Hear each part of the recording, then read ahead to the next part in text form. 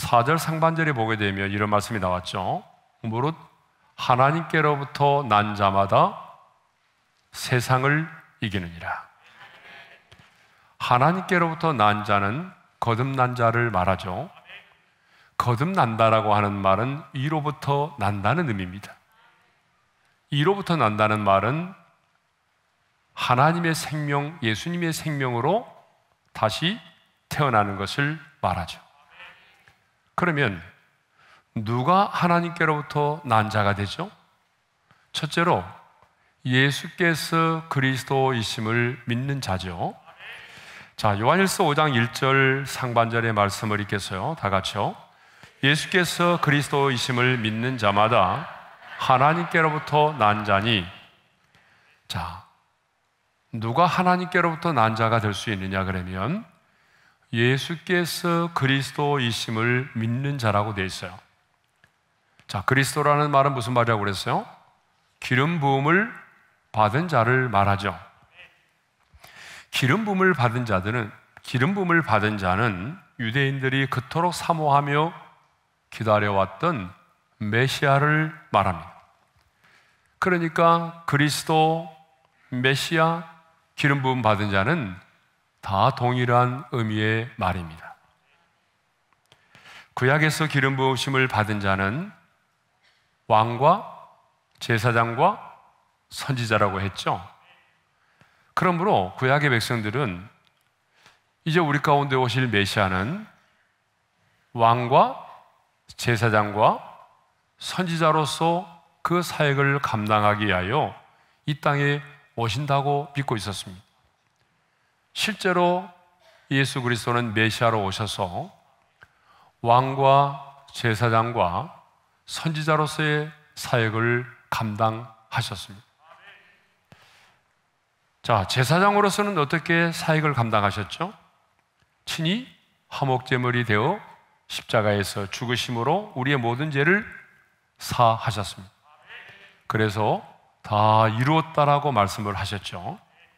뿐만 아니라 지금도 중보자로서 하나님 우편에서 우리를 위하여 친히 간구하심으로 어때요? 제사장으로서의 사역을 감당하고 계신다라고 하는 것입니다. 왕은 뭐죠? 다스리는 권세를 말하잖아요. 그래서 예수님은 십자가 위에서 마귀를 멸하시고 그 사탄에 의해서 결박된 자들, 죽음에 매여 종로로 단 자들에게, 포로된 자들에게 자유를 허락하여 주셨습니다. 사탄의 결박을 끊으셨어요. 그리고 오늘 우리로 하여금 그 은혜 안에서 왕 노릇하는 삶을 살게 하셨습니다. 그래서 로마서 5장 17절에 이런 말씀이 있습니다. 다 같이요. 한 분 예수 그리스도를 통하여 생명 안에서 왕 노릇 하리로다. 자, 선지자로서는요, 하나님의 뜻이 무엇인지, 그리고 하나님의 나라가 어떤 것인지, 하나님 아버지가 어떤 분이신지를 선지자로서 그 하나님의 뜻을 우리 가운데 온전히 계시하셨던 것입니다. 자, 두 번째로 예수께서 하나님의 아들이심을 믿는 자가 하나님께로부터 또 난 자가 된다는 거죠. 자, 우리 5절의 말씀을 읽겠습니다. 다 같이요. 예수께서 하나님의 아들이심을 믿는 자가 아니면 세상을 이기는 자가 누구냐? 첫째는 예수께서 그리스도이심을 믿는 자고, 두 번째로는 예수께서 하나님의 아들이심을 믿는 자예요. 자, 예수께서 하나님의 아들이시다 이 말은 뭐라고 그랬어요? 바로 예수님이 하나님과 동일한 신적인 권능을 가진 분이라고 하는 것입니다. 예수님의 신성을 강조하는 표현이에요. 다시 말하면 예수님이 곧 하나님이시다라고 하는 말이죠. 그래서 예수님도 뭐라고 말씀하시냐 그러면 나와 아버지는 하나이니라고 말씀하셨습니다. 자, 그렇기 때문에 예수는 그리스도이시다, 예수는 하나님의 아들이시다, 이것은 우리의 신앙 고백의 핵심이라고 그랬죠.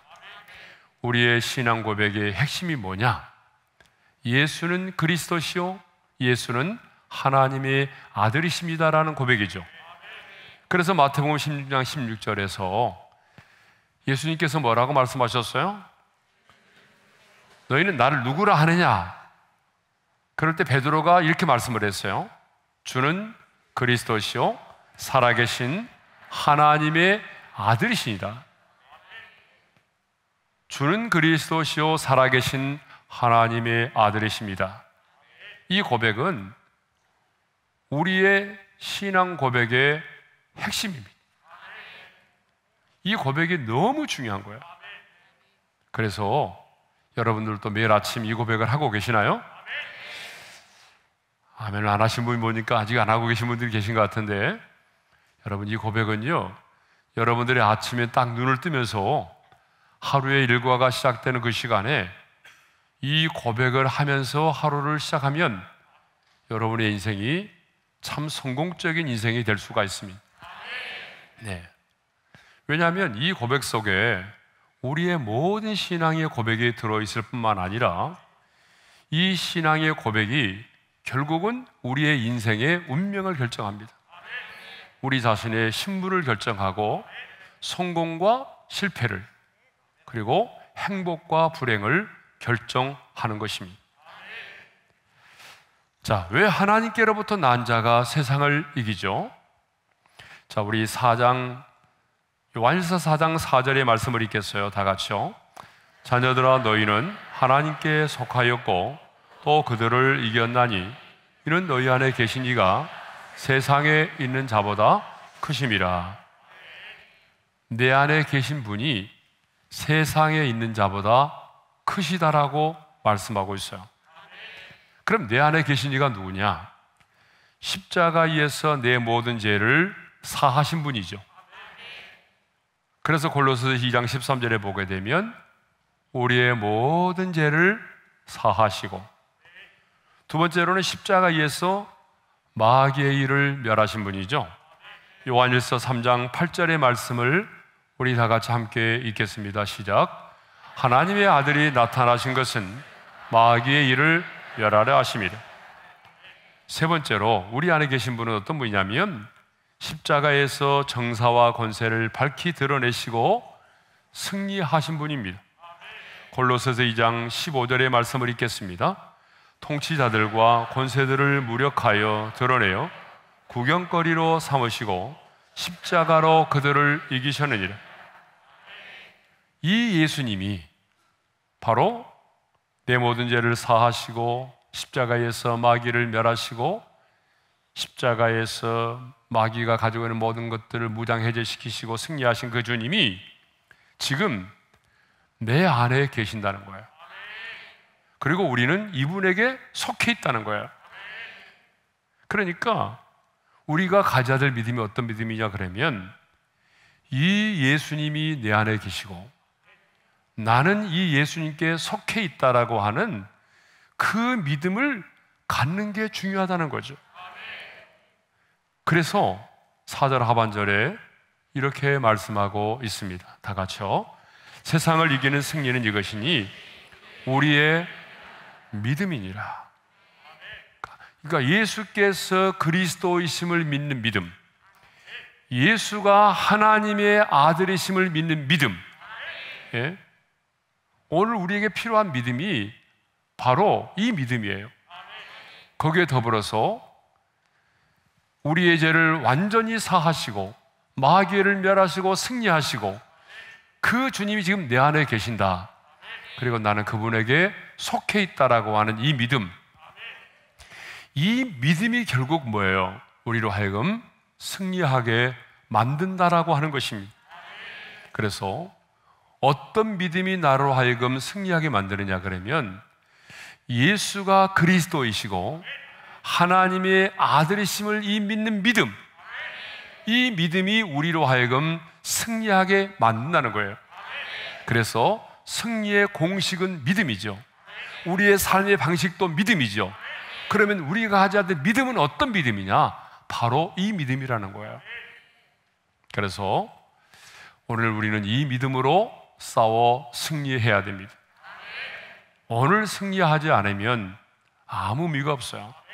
여러분이 아무리 성경을 많이 알고 있어도 오늘 내가 승리하지 않으면 아무 의미가 없는 거죠.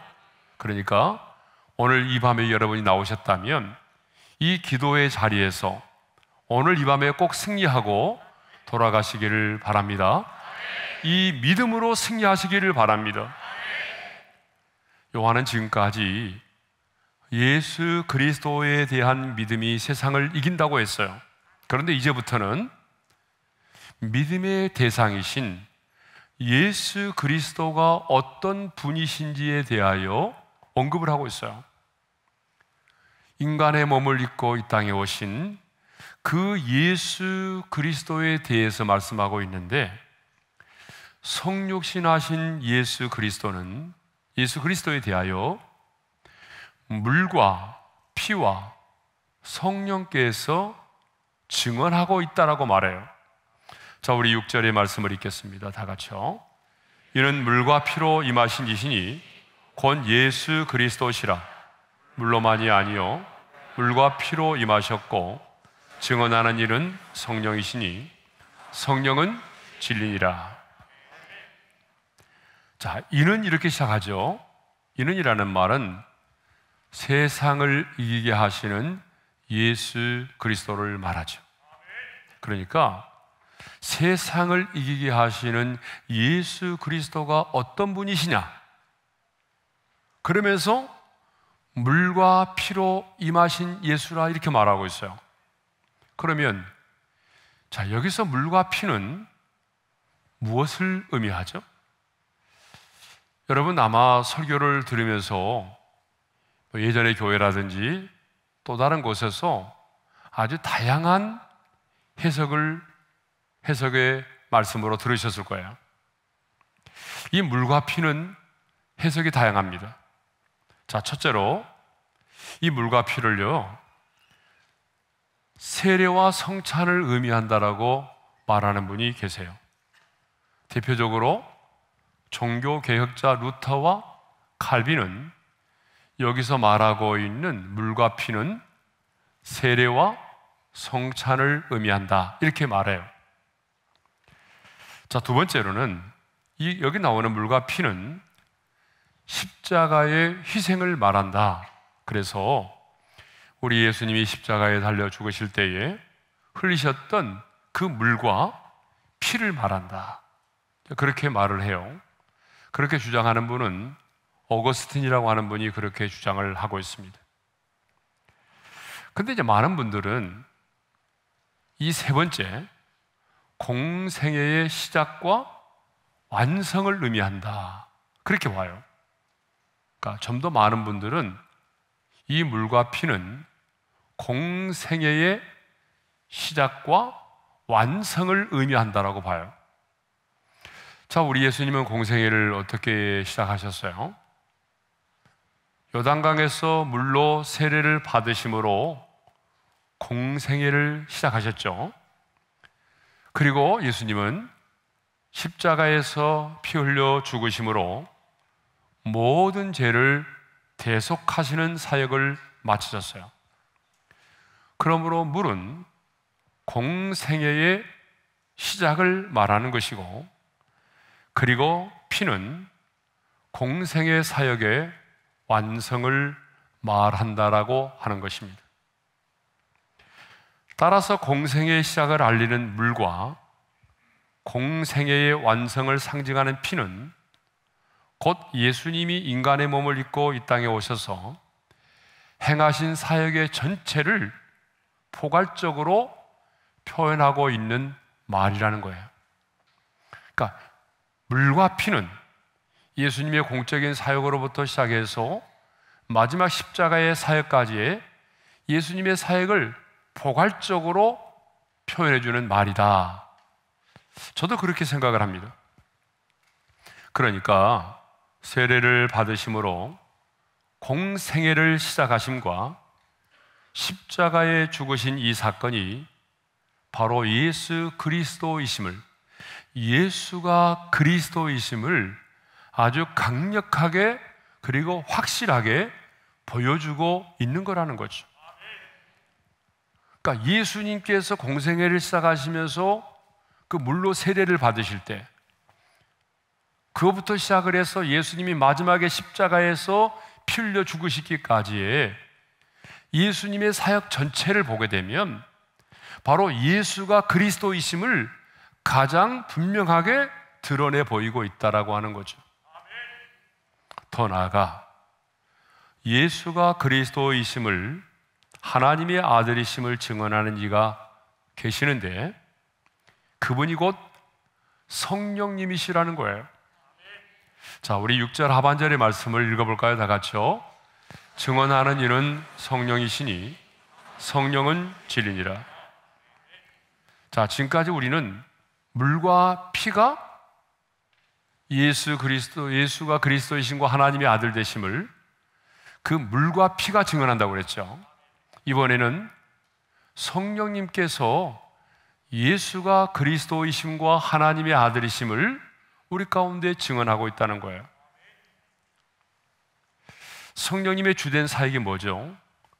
여러분, 성령님의 주된 사역은 참 많아요. 그런데 성령님의 가장 주된 사역이 뭐냐 그러면 예수가 그리스도이시고 예수가 하나님의 아들이심을 증언하는 것입니다. 이것이 성령님이 이 땅에 오신 가장 주된 사역입니다. 그래서 요한복음 15장 26절의 말씀을 읽겠어요. 다 같이요. 내가 아버지께로부터 너에게 보낼 보혜사 곧 아버지께로부터 나오시는 진리의 성령이 오실 때에 그가 나를 증언하실 것이요. 그러니까 예수님께서 말씀하셨어요. 이제 보혜사 성령이 올 텐데 그 진리의 성령이 오실 때에 그가 나를 증언하실 것이요. 예. 근데 여기 증언한다라고 하는 이 말이 헬라어로 보게 되면 마르티룬이라고 하는 말인데 현재 분사형이라는 거예요. 현재 분사형이라는 말은 무슨 말이냐면 이 증거의 사역이 지금도 멈추지 않고 계속되고 있다라고 하는 것입니다.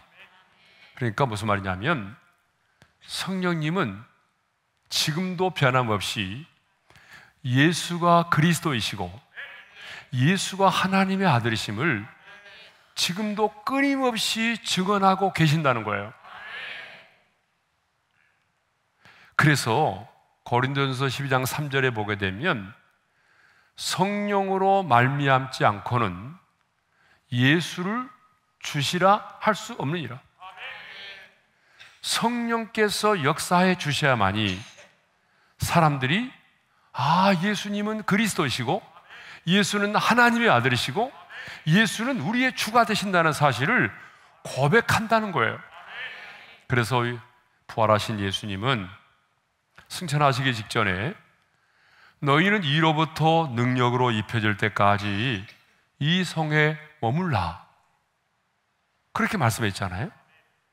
그래서 이 말씀에 의지해서 오순절 마가의 다락방에 120명의 성도들이 모여서 기도할 때에 성령께서 그곳에 임하셨던 것입니다. 그러므로 여러분, 정말 내가 하나님의 나라에 가기 전까지 복음을 위해서 살아야 되겠다.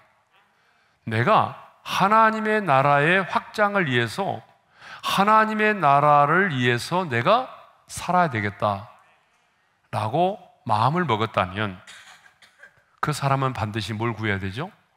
성령의 충만을 구해야 됩니다. 그러니까 우리가 왜 성령의 충만을 구해야 되는지 오늘 본문은 우리에게 말씀하고 있어요. 왜 우리는 성령의 충만을 구하고 또 구해야 되느냐? 그 성령님이 역사해 주셔야만이 사람들이 예수님이 누군지를 깨닫게 된다는 거예요.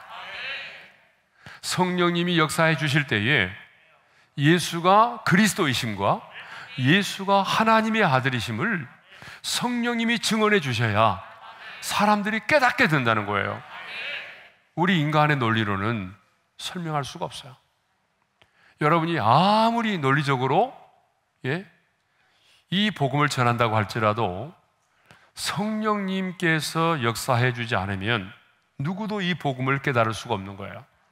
그래서 오늘 이 밤에도 우리는 또 성령의 충만을 구해야 되는 거예요. 왜냐하면 성령님이 역사해 주셔야만이 어때요? 예수가 누구신지, 예수가 그리스도이심과 예수가 하나님의 아들이심을 깨닫게 된다는 것입니다. 그러면서 말합니다. 성령은 진리니라, 이렇게 말하고 있어요. 여러분 다시 한번 6절 하반절의 말씀을 읽겠습니다. 다 같이요. 증언하는 일은 성령이시니 성령은 진리니라.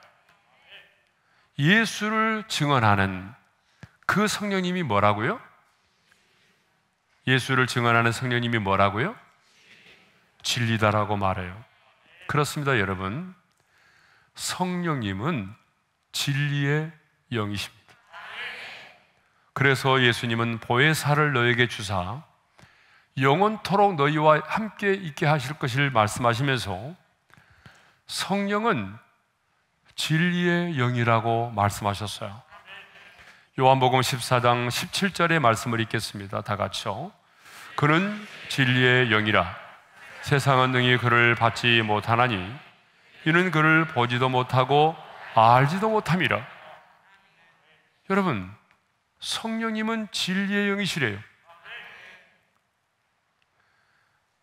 그리고 요한복음 15장 26절에도 이런 말씀이 있어요. 다 같이요. 진리의 성령이 오실 때에 그가 나를 증언하실 것이요. 여기도 보게 되면 진리의 성령님이 오시면 그가 나를 증언한다고 말씀하셨어요. 자, 성령님은 진리의 영이십니다. 여러분, 왜 이 사실이 중요하죠? 예수님 자체도 진리시죠. 예수님이 말씀하셨잖아요. 내가 곧 길이요 진리라고.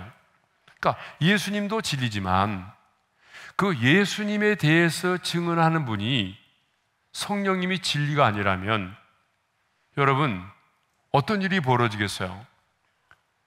자, 예수님은 진리인데 그 진리 대신 예수님을 증언하는 성령님이 진리가 아니라고 한다면 여러분, 예수 그리스도가 진리가 되지 않을 수도 있다는 거죠.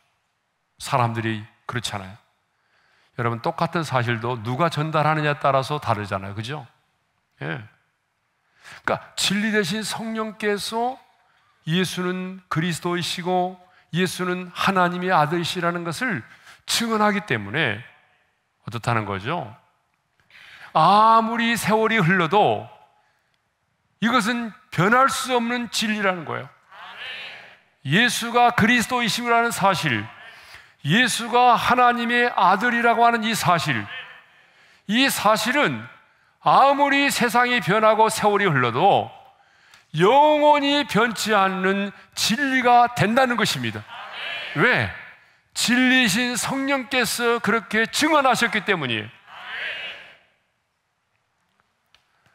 더 나아가서 이번에는 증언하는 이가 셋이다라고 하는 말을 하고 있어요. 자, 우리 7절과 8절인데요. 함께 읽겠습니다. 다 같이요. 증언하는 이가 셋이니 성령과 물과 피라. 또한 이 셋은 합하여 하나이니라. 자, 예수가 그리스도이심과 예수가 하나님의 아들이심을 증언하는 이가 셋이라고 말해요. 이 셋은 뭐죠? 물과 피와 성령님을 말하죠. 그런데 왜 셋을 말하고 있는가? 여러분, 모세의 율법에 따르면 증언의 법적 효력은 둘 이상의 증인이 있어야만이 효력이 발생할 수가 있어요. 그렇기 때문에 예수가 그리스도이시고 예수가 하나님의 아들 되심에 대해서 증언하는데 물과 피와 성령님 이 셋이 하나가 돼서 증언하고 있다는 거예요. 방금 우리가 생각했던 것처럼 물은 뭘 말하죠? 예수님이 공생애를 시작하시면서 세례를 받으신 사건을 말하죠. 피는 예수님의 십자가의 사건을 말하죠. 그 다음에 성령님은 오순절의 성령의 강림의 사건을 말하잖아요. 그러니까 예수님이 공생애를 시작하시면서 물로 세례를 받으신 그 사건, 예수님이 십자가에서 화목제물이 되시고 우리 죄를 대속하신 그 사건, 그리고 오순절에 임하신 성령 하나님의 그 사건이 뭐예요?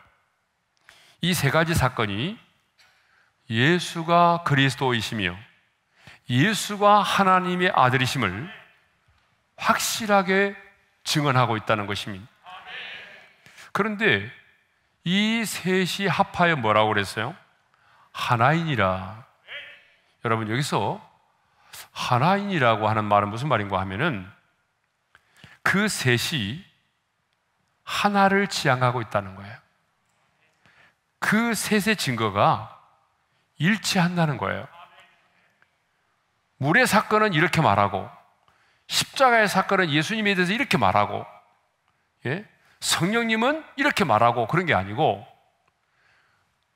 예수님의 이 세례를 받으신 공생애의 이 세례의 사건과 십자가의 사건과 오순절에 임하신 성령께서 동일하게 이 셋이 모두 일치가 돼서 예수가 그리스도이시며 예수가 하나님의 아들이심을 동일하게 증언하고 있다는 것입니다. 그러니까 무슨 말이에요? 예수가 그리스도이시고 하나님의 아들이라고 하는 이 사실은 누구도 부정할 수 없는 너무나 분명하고 확실한 사건이다, 그 말입니다. 그런데 예수가 그리스도이심과 하나님의 아들이심에 대한 이 더 분명한 증거가 있다는 거예요. 더 분명한 증거.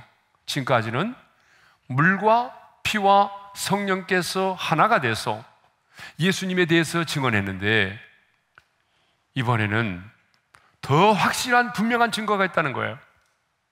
그게 뭐냐? 하나님 자신의 증거입니다.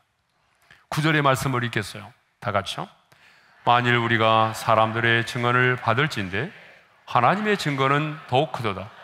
하나님의 증거는 이것이니 그의 아들에 대하여 증언하신 것이니라.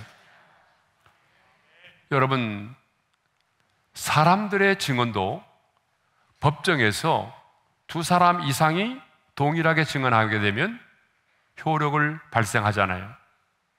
사람들의 증언도 그런데, 그러니까 만일 우리가 사람들의 증언을 받을진대, 그 말이 그 말입니다. 법정에서 두 사람 이상이 동일하게 증언하게 되면 법적 효력이 있는 것처럼, 그런데 하나님이 증거하신다는 거예요. 그럼 하나님의 증거가 뭐냐? 하나님의 증거는 이것이니 그의 아들에 대하여 증언하신 것이라. 그러니까 하나님께서 친히 자신의 아들에 관하여 하나님이 증언하셨다는 거예요. 자, 언제 증언하셨어요? 첫째로 예수님이 세례를 받으실 때죠. 예수님이 세례를 받으시고 요단강에서 이렇게 물에서 올라오실 때에 어떤 일이 벌어졌죠? 하늘이 열리고 하나님의 성령이 비둘기 모양으로 비둘기같이 내려 예수님에게 임했잖아요. 그때에 마태복음 3장 17절에 하늘로부터 이런 하나님의 음성이 들려왔습니다. 다 같이요. 하늘로부터 소리가 있어 말씀하시되 이는 내 사랑하는 아들이요 내 기뻐하는 자라 하시니라. 그때 세례를 받을 때에 하늘로부터 소리가 임했는데 하나님 아버지가 뭐라고 말씀하셨어요? 이는 내 사랑하는 아들이다 라고 말씀을 하셨다는 거예요. 그렇죠. 또 예수님이 변화산에서 제자들과 기도하실 때에 그때 3명의 제자들을 데리고 가셨잖아요. 갑자기 예수님이 변화되셨어요. 얼굴이 해같이 빛나고 또 옷이 빛과 같이 휘어졌어요. 그리고 예수님께서 갑자기 모세와 엘리야와 더불어 말씀을 하셨어요. 그때 베드로가 여기가 좋사오니 하면서 초막 셋을 짓고 여기서 살자고 말하잖아요. 그때에 마태복음 17장 5절에 보게 되면 이런 음성이 들려왔습니다. 다 같이요. 말할 때에 호련히 빛난 구름이 그들을 덮으며 구름 속에서 소리가 나서 이르되 이는 내 사랑하는 아들이요 내 기뻐하는 자라. 너희는 그의 말을 들으라 하시는지라. 이번에도 이는 내 사랑하는 아들이요 내 기뻐하는 자라고 하나님 아버지께서 아들에 관하여 친히 말씀을 하셨다는 거죠. 그러니까 성육신하신 예수 그리스도에 대하여 물과 피와 성령께서 하나 되어 증언도 하셨지만 이번에는 하나님 아버지께서 친히 예수가 그리스도이시고 하나님의 아들이라는 이 사실에 대해서 하나님 아버지께서 친히 증언을 하셨어요. 이는 내 사랑하는 아들이라. 그렇다면 예수가 그리스도이시고 하나님의 아들이라고 하는 이 사실을 이보다 더 분명한 증거가 어디냐 그 말이에요. 물과 피와 성령님이 하나 돼서 예수님을 증언했고 그리고 하나님께서 친히 내 아들이라고 말씀하심으로 증언해 주셨습니다. 그러므로 예수가 그리스도이심과 하나님의 아들이라고 하는 이 사실에 대해서는 우리가 의심할 여지가 없다는 거야. 너무나 분명하다는 거죠.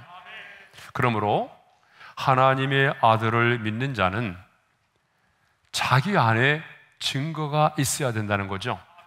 자, 우리 10절의 말씀을 우리 함께 읽겠습니다. 다 같이요.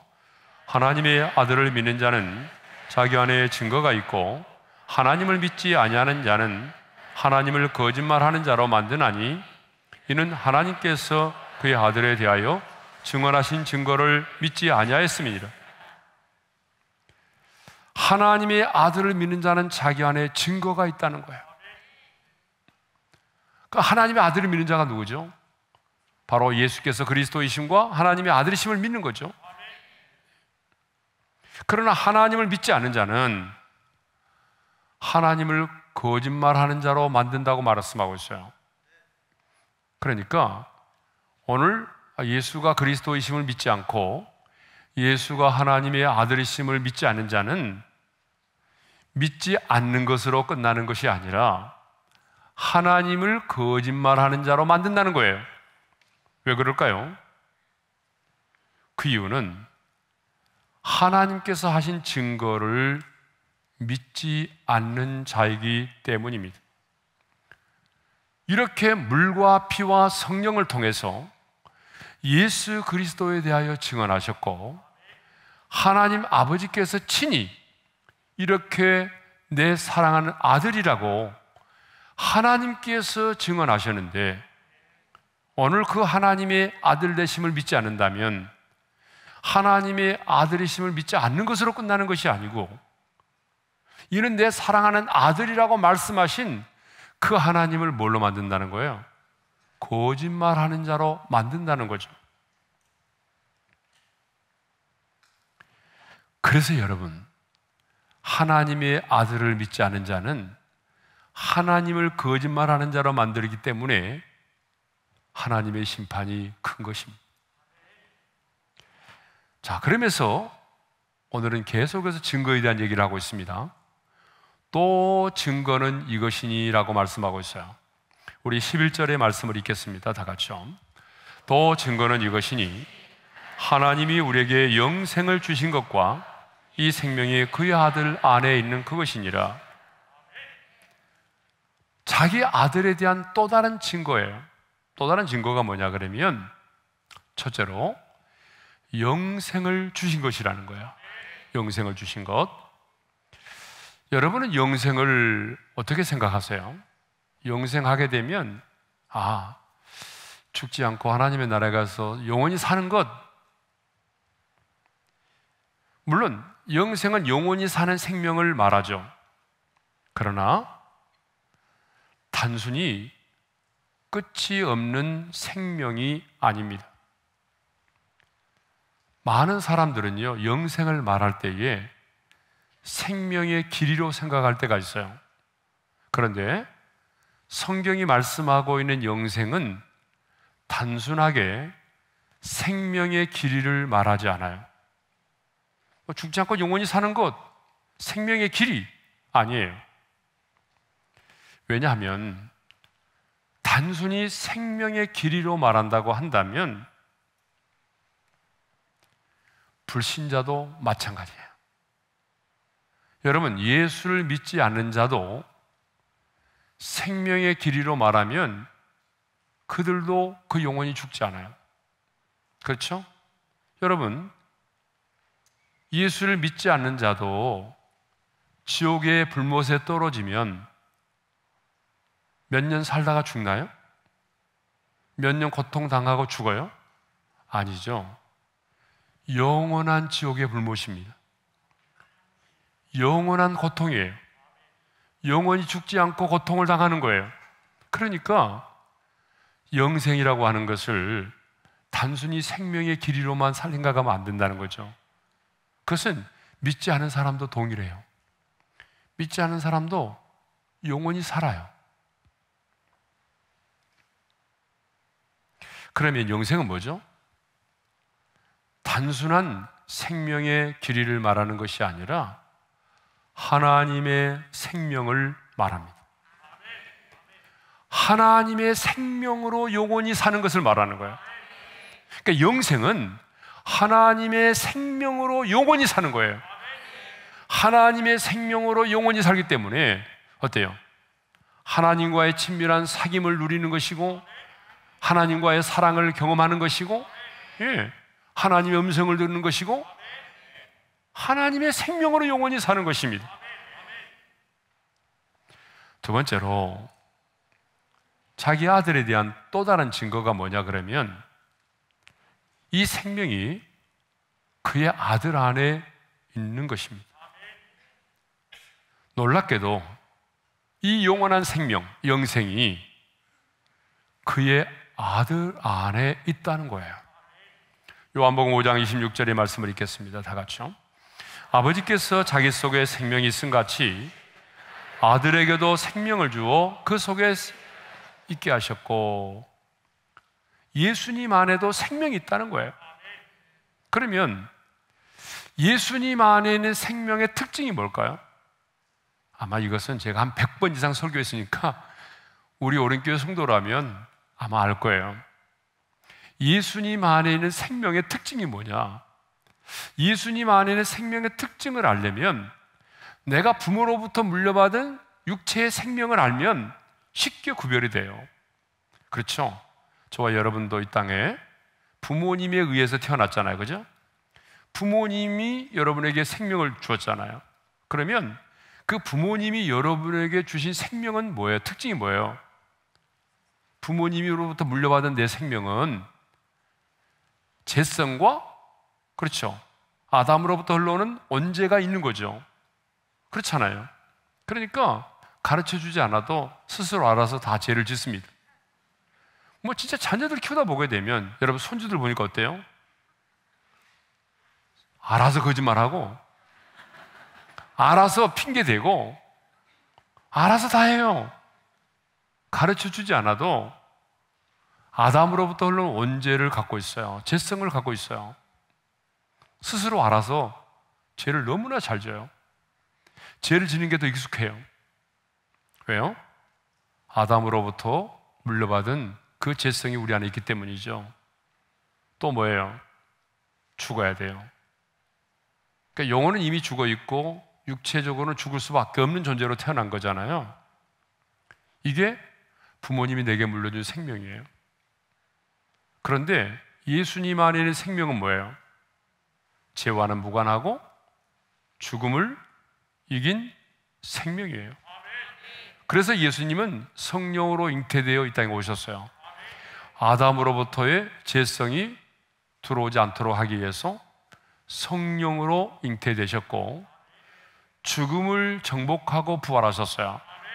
그러니까 예수님 안에 있는 생명은 죽음을 이긴 부활의 생명이죠. 그러니까 예수님 안에 있는 생명은 어떤 생명이냐 그러면 죄와는 무관하고 죽음을 이긴 생명입니다. 그 생명이 예수님 안에 있어요. 그런데 우리가 그 예수님을 영접하게 되면 어떻게 돼요?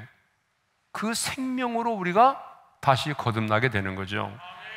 그러므로 기독교는요, 엄밀한 의미에서 도덕과 윤리의 종교가 아닙니다. 많은 사람들은 기독교를 도덕과 윤리의 종교로 알고 있어요. 아닙니다.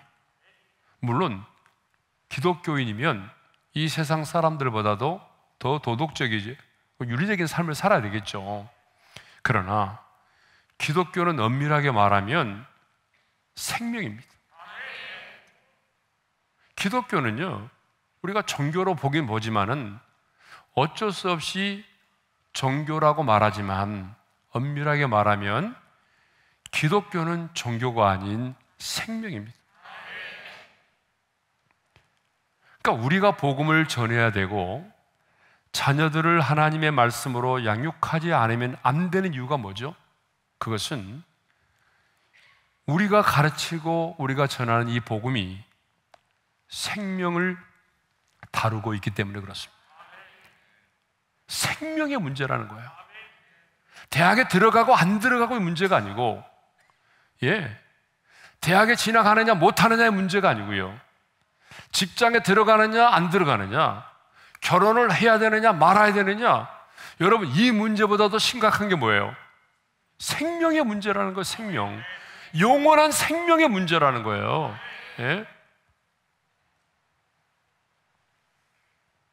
그러면 어떻게 하면 이 생명을 얻을 수 있어요?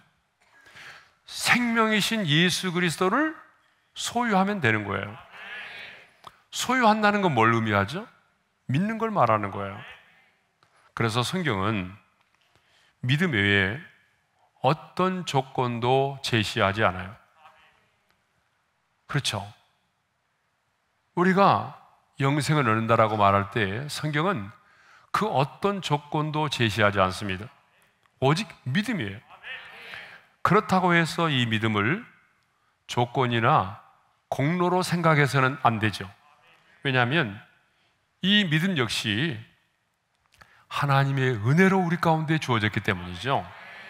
그래서 에베소서 2장 8절에 보게 되면 이런 말씀이 있잖아요. 다 같이요.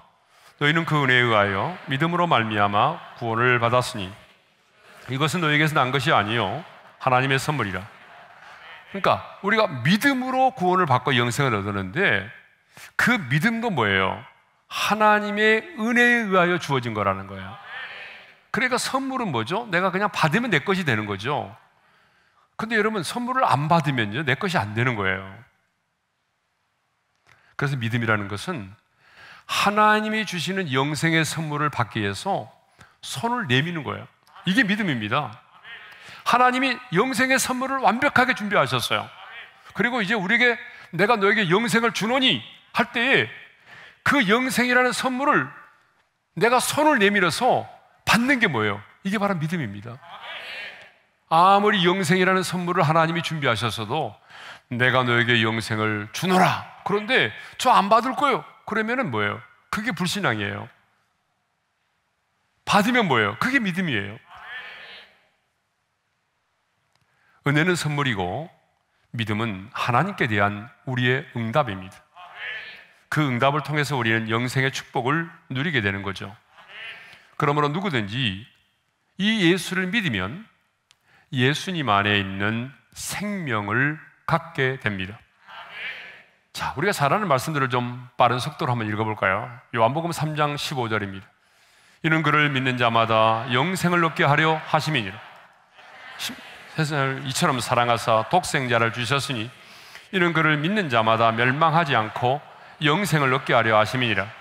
내 아버지의 뜻은 아들을 보고 믿는 자마다 영생을 얻는 이것이니 마지막 날에 내가 이를 다시 살리리라 하시니라. 진실로 진실로 너에게 이르노니 믿는 자는 영생을 가졌나니.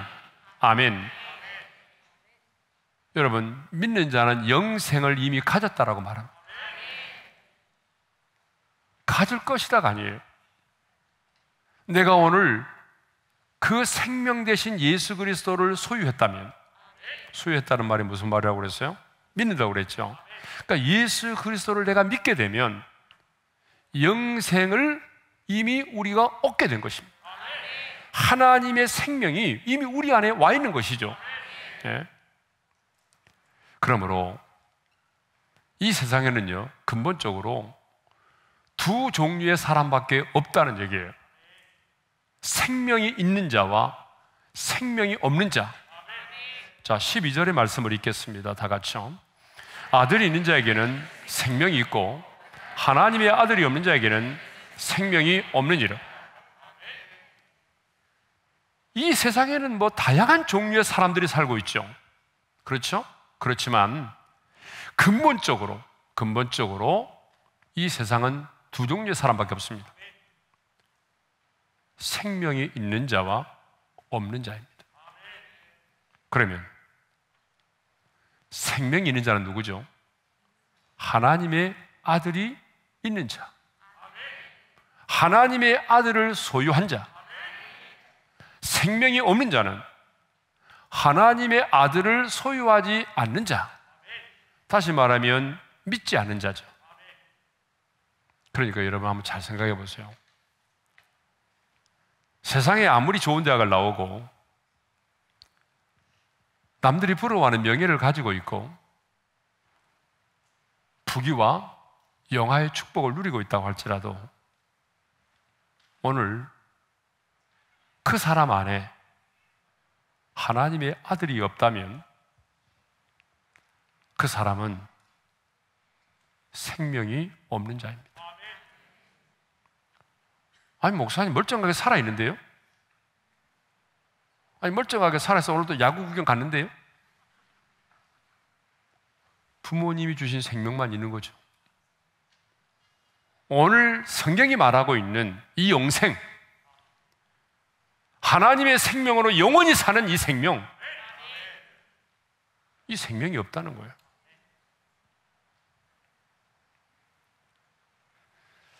여러분, 화병의 꽃을 아십니까? 화병의 꽃. 뭐 우리 교회는 별로 꽃꽂이를 안 하니까 화병의 꽃이 없는데, 여러분, 화병의 꽃을 보게 되면 그 화병의 꽃을 보고 뭘 생각할 수 있나요? 한번 물어볼까요, 여러분에게? 화병의 꽃은 지금 살아 있습니까? 죽어 있습니까?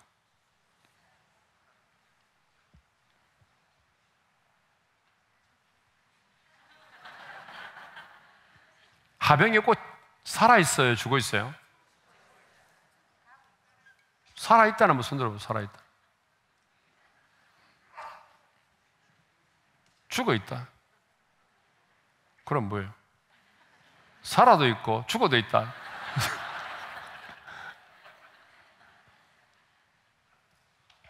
지금 살아있죠. 그렇죠? 그렇지만 그 화병의 꽃은 이미 죽은 거예요. 마찬가지. 이 땅의 사람들 보세요. 부모님이 물려준 생명을 가지고 살아가고 있어요. 오늘도 그 생명을 가지고 열심히 일도 하고 그 생명을 가지고 놀기도 하고, 예, 여가도 즐기고 살아가죠. 그렇지만 뭐예요? 화병의 꽃과 같다는 거예요. 시간이 지나면 생명의 원줄기, 생명의 근원이 되신 하나님께로부터 단절되어 있기 때문에 이제 나이가 들어가면 시들시들하고 죽고 나중에 버려지고 끝나는 거예요. 이 땅의 사람들의 모습이 화병의 꽃과 같다는 거예요. 그러니까 중요한 것은 뭐예요? 내가 신앙생활을 얼마나 오래 했느냐가 중요한 게 아니에요. 오늘 내 안에 이 생명이 있느냐 없느냐예요. 오늘 내 안에 하나님의 생명이 있느냐 없느냐. 여러분, 이것이 너무 중요한 거죠. 예? 비록 오늘 중환자실에서 산소호흡기를 꽂고 있는 하나님의 사랑 가운데도 어때요? 육체의 생명은 오늘 내일이지만 그 사람 안에 하나님의 생명이 있으면 그는 영원히 하나님의 생명으로 살게 되는 거죠. 예? 그러니까 중요한 것이 뭐예요? 오늘 내 안에 하나님의 생명이 있는가? 그걸 어떻게 알 수 있어요? 정말 예수가 그리스도이시고 예수가 하나님의 아들이심을 내가 믿고 있다면, 그래서 내가 그 예수 그리스도에게 접붙임 바 되어 있다면, 여러분은 그 누가 뭐라 해도 여러분은 하나님의 생명을 소유한 사람들입니다. 그러나 오늘 내 안에 하나님의 생명이 없다면 어떻게 될까요? 요한복음 3장 36절의 말씀은 읽고 싶지는 않지만 이렇게 말씀하고 있어요. 우리 한번 읽겠습니다. 시작. 아들을 믿는 자에게는 영생이 있고 아들을 순종하지 아니하는 자는 영생을 보지 못하고 도리어 하나님의 진노가 그에 머물러 있느니라. 아들을 믿는 자에게는 뭐가 있다고 그랬어요? 영생이 있고 있을 것이다가 아니에요. 이미 있고, 아들을 순종하지 않은 자, 아들을 믿지 않은 자는 영생을 보지 못한대요. 그리고 도리어, 이 도리어라는 말이 아주 마음에 와닿네요. 도리어, 뭐가? 하나님의 진노가 그 위에 머물러 있다는 거예요. 하나님의 진노가 그 위에 머물러 있다. 그래서 그가 죽고 나면 하나님의 진노가 그에게 쏟아지는 것. 그게 바로 영원한 형벌이죠. 본질상 진노의 자녀에게 하나님의 진노가 임하는 것입니다. 그래서 지옥은 여러분 우리의 상상을 초월하는 것입니다. 하나님의 진노가 임하는 것이기 때문에 지옥은 여러분이 생각하는 것보다 더 참혹하고 여러분이 생각하는 것 이상으로 지옥의 참상은 끔찍한 것입니다. 하나님의 진노가 그 위에 머물러 있는지를. 이 말씀을 보게 되면 왜 우리가 복음을 위한 삶을 살아야 되는지, 왜 우리가 하루하루 살아가면서 내 가정의 식구들에게, 내가 아는 사람들에게 복음을 전해야 하는지, 왜 이 땅에 교회가 존재해야 되는지 그 이유를 우리에게 말해주고 있어요. 내가 왜 복음을 위한 삶을 살아야 되는지, 내가 왜 복음을 전하는 삶을 살아야 되는지, 왜 이 땅에 교회는 존재해야 되는지 그 이유를 오늘 말씀이 우리에게 확실하게 전해주고 있는 것입니다. 더 많은 사람들에게 예수가 그리스도이심과 하나님의 아들이심을 전하여 그 예수님 안에는 영원한 생명을 얻게 하고 영원한 영생의 축복을 누리도록 하기 위함이십니다. 그러나 그들이 예수 그리스도를 소유하지 못한다면, 생명이신 예수 그리스도를 소유하지 못한다면 그들은 영생을 보지 못하고 도리어 하나님의 진노가 그 위에 머물러 있게 되는 것입니다. 그래서 이 땅의 교회는 생명을 살리는 일에 올인해야 됩니다. 교회가 생명을 살리는 일을 하지 못한다면 교회는 교회로서의 사명을 감당하지 못하는 거죠. 단순히 성도들의 코인원이야, 단순히 모여서 차 마시고,